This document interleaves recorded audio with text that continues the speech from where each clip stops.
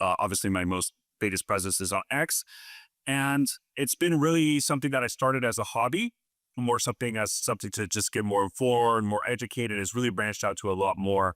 And I'm very excited to kind of talk about this because I think you highlighted the Sinaloa Cartel Civil War. I think in many ways in the last 2 decades almost of just the war on cartels. I think this could be considered one of the pivotal moments that can really transform the future landscape of Mexico and the United States. Totally. It's so crazy because we're literally seeing one of the largest Mexican cartels in history. Like it's extremely notorious. Everyone knows about it, whether they're invested in this type of news or not, fall like within itself as we speak. And so it brings up a lot of points of like the kingpin strategy. I talk about that a lot. US intervention, and then fentanyl. Now, the one thing that you tweeted about and that we've been chatting about was how you believe that the drop in fentanyl seizures is literally due to what's going on in Sinaloa. And I really want you to get into that because it is a solid theory. And just for audience context, Stefano and I love to do this thing called it might happen or it might be the case, so let's fucking talk about it. Because a lot of the times that is actually how this works. You have people like us who live and breathe this shit, and next thing you know, what we're saying or what we see, we pick up on these patterns and it kind of becomes fact. So tell me about what's going on with these seizures. So, one of the things, right, is what we saw is obviously since President Trump came into office, the huge focus on the border, deploying military force to the border, actually making large segments of the border actual military bases. So that way, if migrants or traffickers cross over, military people can detain migrants. Because I think people need to understand Title 10, posse comitatus, you can't do law enforcement. But if you make it into a military base, okay, now you're trespassing military installation, the military can detain you. So, I think it's first important to highlight that the vast majority of drugs that come into the United States, especially fentanyl, comes through what we would call ports of entry, right? Legal crossings where you see the trucks to commerce, people back and forth. That's the vast majority of drugs comes there. But there's obviously been a huge focus on on fentanyl. And if you analyze, let's say, fentanyl, and then you look at other drugs, for example, cocaine, you're kind of seeing a mismatch where cocaine seizures are going up specifically along maritime routes and the Pacific and the Atlantic. We are seeing a significant rise in seizures in cocaine. But in the fentanyl area, there's this drop, which if you kind of think about it, if you're sending more resources and more forces up to the border, you would see an increased elevated seizures of fentanyl. That's just the natural outcome of it. And it's not happening. And if anything, we've even seen this drop prior to Trump coming into office. We already started to see a drop in fentanyl seizure. Even when Biden was in office, there was this kind of drop and drop and drop. And there's a lot of theories going around. And they say, for example, I know you talked about it, the Canadian focus, right? Canada can never replace Mexico in this idea of pushing fentanyl and the amount of fentanyl we had. This is not an easy way. Maybe increase even inside the United States, right? But still, it's a significant drop. And the only thing that makes sense, even when the drop happened before Trump came into office, is the Sinaloa Cartel Civil War. And I think the reasoning is people need to understand that when we're talking about fentanyl, right? All the cartels do it. And anytime you see a message saying cartel says, oh, we're not going to push fentanyl, they release these videos saying, we're not doing fentanyl, we'll kill independent fentanyl traffickers. That's cartel propaganda. They heavily rely on fentanyl.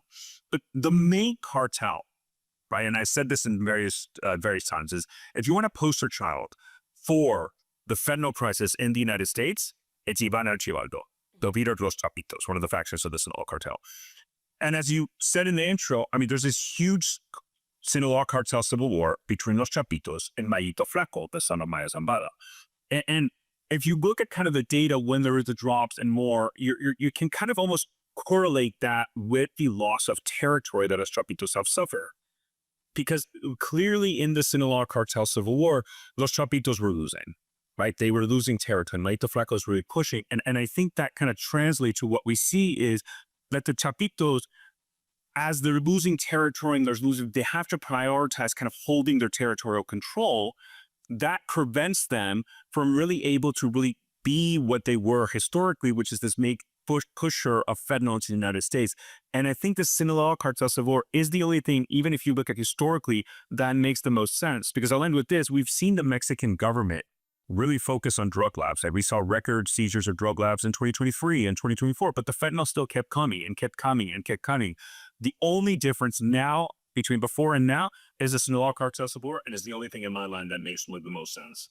I want you to talk a little bit about some of the instances over the course of this war. Let's talk from September until now that led you to deduce that the Chapitos were losing in this war. Because I've talked about this before, but I'd like your ideas here. I think if you look at, so I think there's various aspects of the reason why Los Chapitos did.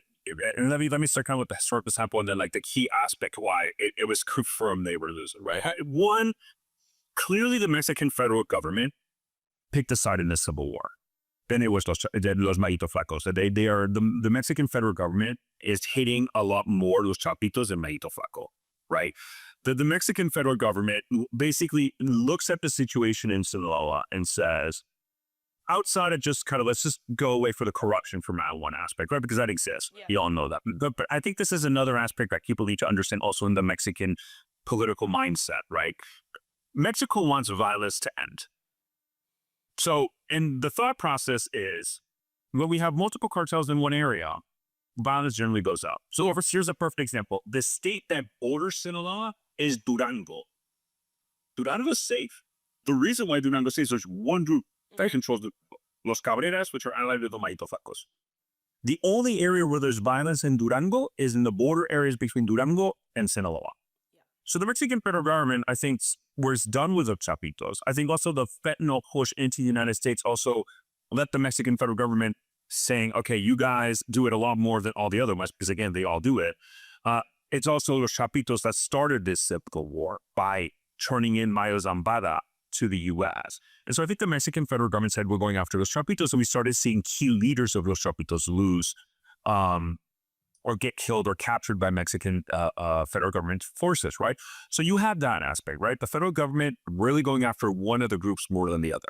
And then two, if you look just at the territorial map, we have been seeing where Los Chapitos, who historically had a predominant presence more in Sinaloa, their territory is getting smaller and smaller. Now, again, they still control the major cities, Mazatlan and Culiacan, which are key cities for not only territorial control, but also trafficking in the Pacific deeper into the United States, right through Mexico. But the territories they had is getting smaller and smaller. And then the other thing we started to see was a lot of faction leaders and key leaders of Los Chapitos basically switch sides or kind of stop supporting Los Chapitos and just kind of stay neutral within this civil war. So you had this whole conglomerate of different issues that were going on that basically made it clear Los Chapitos are done. Right? It's not a question of if, but when. It could be days, weeks, months, but it didn't look like they were going to last the rest of 2025. Yeah, I think that's the reason why. And the confirmation of it was this alliance with CJNG, the Jalisco New Generation Cartel. That was a confirmation because they needed CJNG to go in to stop the bleed and to try to stabilize the situation in Sinaloa because Los Chapitos were going to be done. You know what's interesting? What I really appreciate about what you're doing on social media is you're literally tracking every action and inaction that's happening, like in this faction war. And you're getting a lot of the videos that most people aren't seeing and a lot of the context too. So what we have seen since September is a lot of extreme violence against members of Los Chapitos, particularly, right? Like we've seen I want to know from you, but in my opinion, we have seen more members of Los Chapitos bottom to top of the ranks be left out, publicly murdered, than we have from Mayo's faction of the cartel. What do you think about that? So what I would say is that the Chapitos, and especially you're right, because one of the things I noticed at the beginning of the war, and while the war started, it's kind of interesting, right? It's like, does this really matter, right? But to your point, there was a point where those Chapitos social media group chats were just silent. Yeah. It was just, dude, like, what is, like, the Maíto Flacos were posting. Now, I would say that in the last maybe month, couple weeks to a month, I've seen a lot more from Los Chapitos. And especially now, what you're seeing is exactly to your point.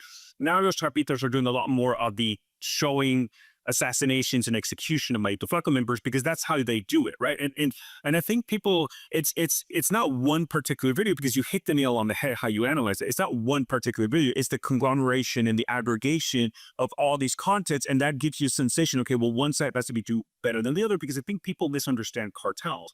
They think that they're very secretive organization and they don't have Not at all. It's hard to explain that to a lot of people, and I'm sure people ask you a lot because I get it a lot. Why do they talk to you? Why do they post this stuff? Aren't they supposed to be low key? Well, historically, we've seen these guys have never been low key for the most part.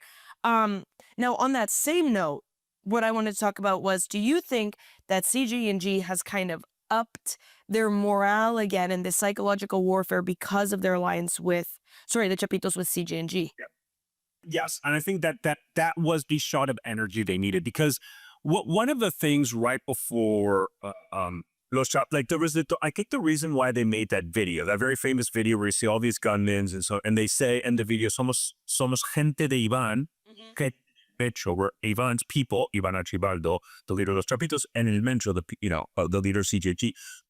Because right before that video was released, the Chapitos is like, this was it. They lost, there was suspicions and very kind of like solid reporting that one of the factions that kind of had even very close familiar ties with Los Chapitos, called Los Yucos, switched sides to the Mayito Flacos, right?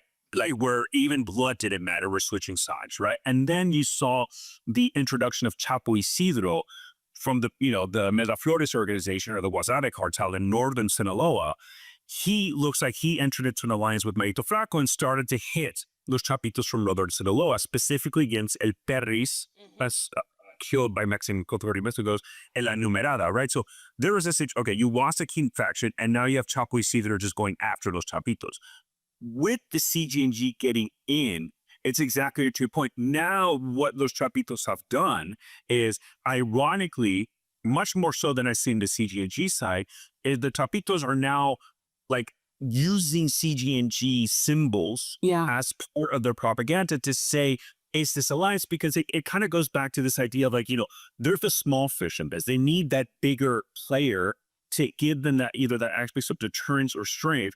And CJNG fills that role, and now it helps them go over, because even sometimes those Chapitos would release videos of members that were killed by that they killed of the Mayito Flacos, right? And then when you look into it, it wasn't those Chapitos who killed; it was actually CJNG operatives. Yes. So it was us. Yes, and they were claiming that.